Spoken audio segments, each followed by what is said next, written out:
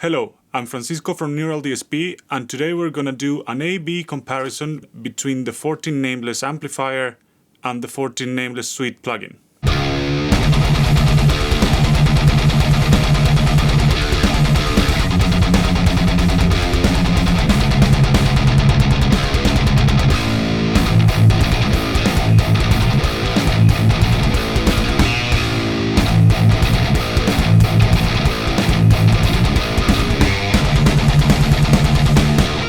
Okay, so the way that we have set this up, my guitar is going straight to the Apollo Twin interface, and from the interface I'm of course loading the plugin on one track, and on the other I'm taking the signal out from the output number 3 and I'm routing it to the input of the amplifier, and then the amplifier is connected to a reactive Loadbox that what it does is that emulates the load of a speaker. After that, I'm taking the output of that Loadbox as a balanced output and taking it into the input number 2 of the Apollo Twin. So that way we can have an A track and a B track with both simultaneously, so I can record both tracks at the same time, and then we can switch back and forth to listen the differences.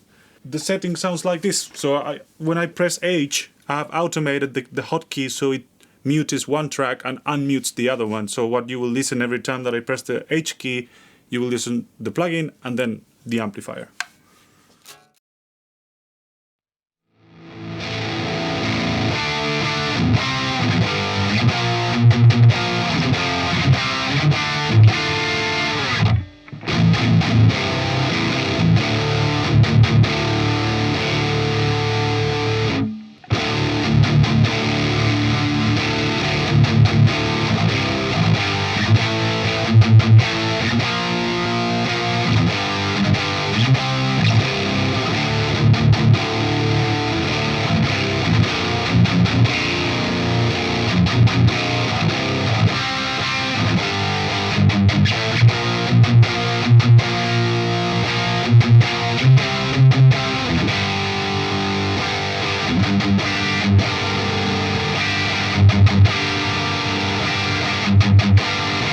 You can always tweak a little bit more to make them sound similar, but you have to consider that every potentiometer just by itself has a 20% of tolerance, meaning that there's a 20% of error. So you might need, if in the plugin the knob is in the middle, you might have to go 20% down or 20% upwards or so to match the exact sound. If you try a Loadbox, consider that your Loadbox might sound different than ours also. So there's many factors. Another factor is that this is not exactly the same unit that we used to emulate the Nameless, but it should sound also very similar. Every analog component has a percentage of error and tolerance, so not all the amplifiers, even if they're from the same manufacturer and from the same batch, they will not sound the same.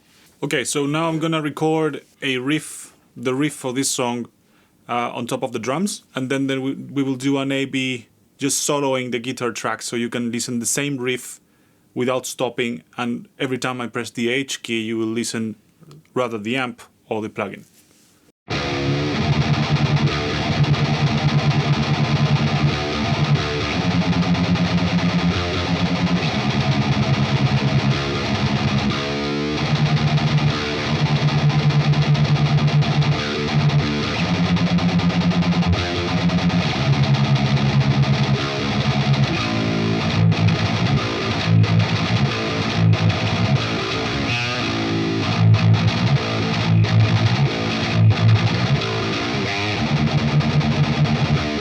Now I will do the same in a mix context. There's only drums, so it's easier to listen to the guitars. There's no bass or synths or anything.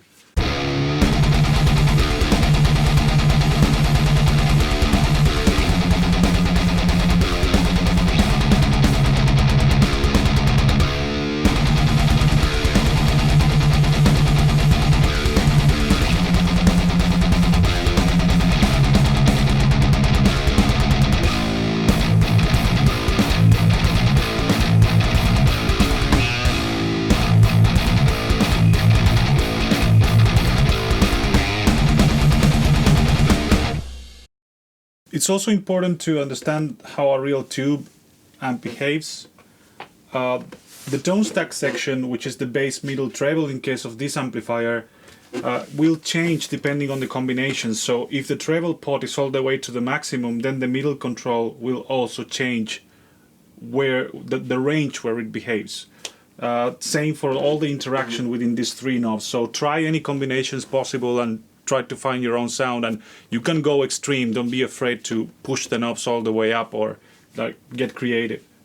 Also, it's important to understand how the power amp saturates when there's so much volume fed into it. So if you push the master volume control all the way up, what you will get is more a mid-rangey type of sound. Also, it's important to mention in this particular head that when it's in this high channel, the gain 2, which ironically is first, if you put it below 12 o'clock, let's say value number 5, if you go below that level, it will start cutting low end from your guitar, so you will get more of a tight sound. But since this amp is already quite bright, you can, as a starting point, you can start with the gain 2 all the way up and then start adding more gain as you need it from the gain number 1. On top of that, you have a push and pull knob in the master section, which will add another clip after all the preamp section, so you will get a little bit more saturation.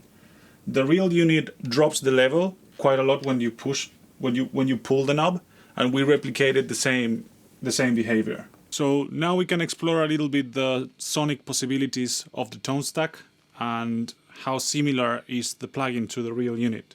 So we'll start pushing the mids all the way up and compare to the real head. I'm gonna play in the meantime so you can listen how the knob behaves.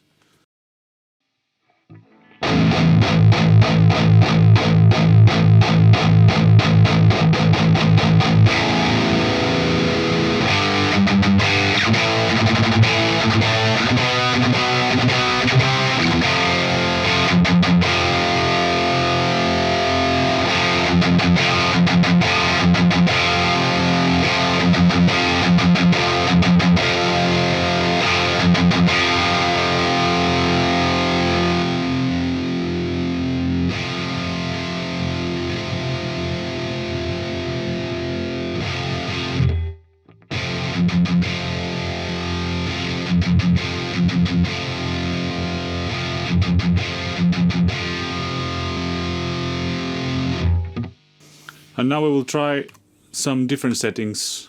We'll put back the middles to the midpoint position, and we will do the same with the treble, all the way up.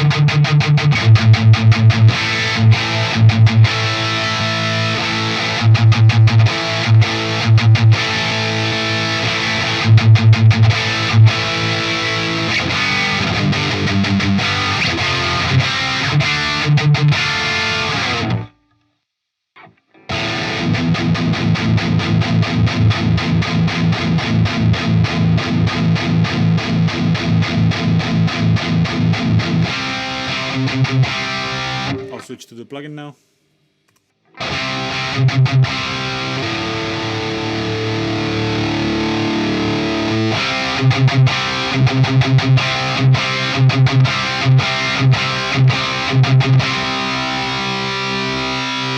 And now hotkey switch.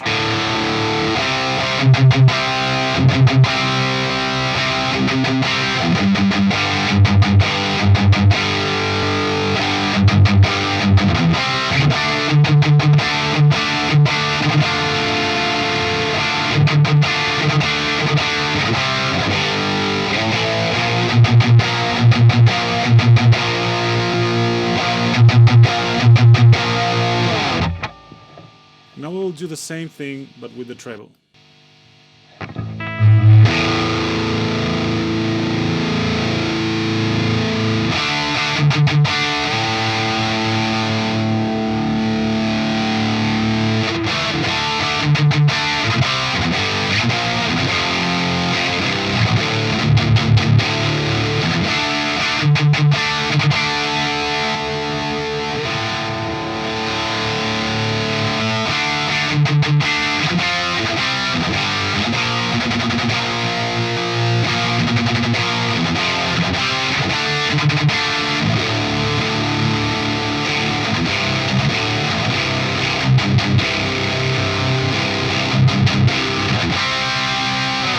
And as a last thing, we will push the master volume all the way up so we can saturate the power amp and explore the mid-range push as a possibility, as a tonal possibility.